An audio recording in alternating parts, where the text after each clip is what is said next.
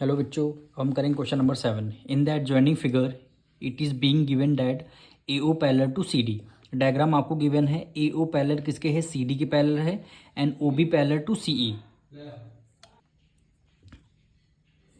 ओ B, ये देखिए ओ B parallel है किसके, सी ई लाइन के। तो हमें ए ओ बी एंगल गिवन है, ए ओ बी ये वाला एंगल आपको 50 डिग्री गिवन है। आपको find the measure E C D, यानी ई सी डी ये वाला एंगल आपको फाइंड करना है। तो सबसे पहले इसमें कॉपी में डायग्राम बनाएंगे आप। सबसे पहले डायग्राम बनाएंगे और यहाँ पे आप गिवन क्या है वो हमें लिखेंगे, वो आप लिखेंगे। तो गिवन आपको क्या गिवन है, A O parallel to C D, यानी ए ओ पैरेलल है किसके, सी डी के गिवन है, एंड ओ बी पैरेलल किसके है, सी ई के पैरेलल है। और आपको एक एंगल गिवन है, angle A O B equal to 50 degree. फिर आपको क्या फाइंड करना है, एंगल ई सी डी।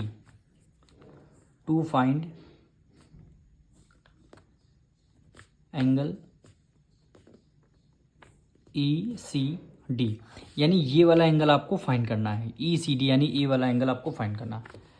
अब देखिए ए ओ और सी डी लाइन दोनों पैरेलल हैं, ठीक। ओ आप ओ बी को ट्रांसवर्सल ले लीजिए, ओ बी क्या हो जाएगी, इसकी ट्रांसवर्सल हो जाएगी। ये वाला एंगल इस एंगल के इक्वल आ जाएगा, कौन सी प्रॉपर्टी से, करस्पॉन्डिंग एंगल। अब करस्पॉन्डिंग एंगल कौन से होते हैं, पहले ये आपको हम बताते हैं। जैसे देखिए ये दोनों लाइन है, पहला लाइन है और ये जा रही है ट्रांसवर्सल लाइन, तो ये वाला जो एंगल है इस एंगल के इक्वल हो जाएगा। तो इसी दोनों एंगल इक्वल हो जाएगा, इन्हीं दोनों को बोलेंगे करस्पॉन्डिंग एंगल। जैसे इसमें भी देखिए ए ओ पैरेलल है किसके, सी डी के, और ओ बी क्या है, ट्रांसवर्सल लाइन।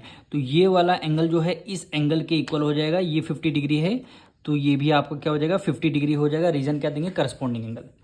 तो यहाँ पे लिख लेंगे angle A O B equal हो जाएगा सी डी बी, या फिर बी सी डी लिख लीजिए, या फिर एंगल बी डी सी।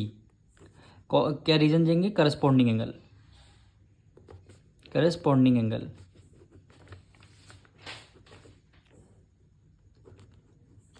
ठीक है, तो हमारा क्या हो जाएगा, angle C D B, angle C, या फिर बी लिख लीजिए B D C, B D C equal to कितना हो जाएगा, 50 डिग्री हो जाएगा।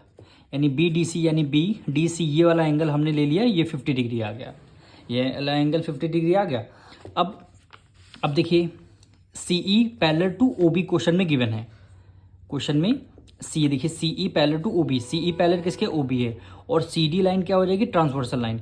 तो ये वाला एंगल इस एंगल दोनों क्या हो जाएंगे, को इंटीरियर एंगल हो जाएंगे, और को इंटीरियर एंगल का सम कितना होता है, 180 डिग्री। तो यहाँ पे लिख लेंगे सी, यहाँ पे B D C, B D C plus angle E C D, angle E C D, दोनों का सम कितना हो जाएगा, 180 डिग्री हो जाएगा। क्यों हो जाएगा, को इंटीरियर एंगल। क्या बोलेंगे, ये क्या है, को इंटीरियर एंगल, ये क्या हो जाएंगे, को इंटीरियर एंगल। ये वाला एंगल, ये वाले, इस एंगल के दोनों क्या हो जाएंगे, आपस में सम कर देंगे, और इनका सम क्या हो जाएगा, 180 डिग्री हो जाएगा। कौन सी प्रॉपर्टी से, को इंटीरियर एंगल। अब बी डी सी की वैल्यू हमने अभी फाइंड किया, देखिए बी डी सी यानी बी डी सी ये वाला एंगल हमने फाइंड किया 50 डिग्री है, तो बी डी सी के नीचे 50 डिग्री लिख लेते हैं। और आपको ई सी डी की वैल्यू फाइंड करनी है, यानी इस ये वाला एंगल फाइंड करना है। तो angle E C D equal हो जाएगा 180 डिग्री, 180 डिग्री। अब यहाँ से ई सी डी हम निकाल लेंगे, angle E C D equal हो जाएगा 180 डिग्री, 50 उधर प्लस में, इधर किस में आ जाएगा, माइनस में आ जाएगा। यानी एंगल ई सी डी 180 में से 50 माइनस करेंगे कितना हो जाएगा, 130 डिग्री। कितना हो जाएगा, 130 डिग्री। और ये क्या हो जाएगा, आपका आंसर हो जाएगा।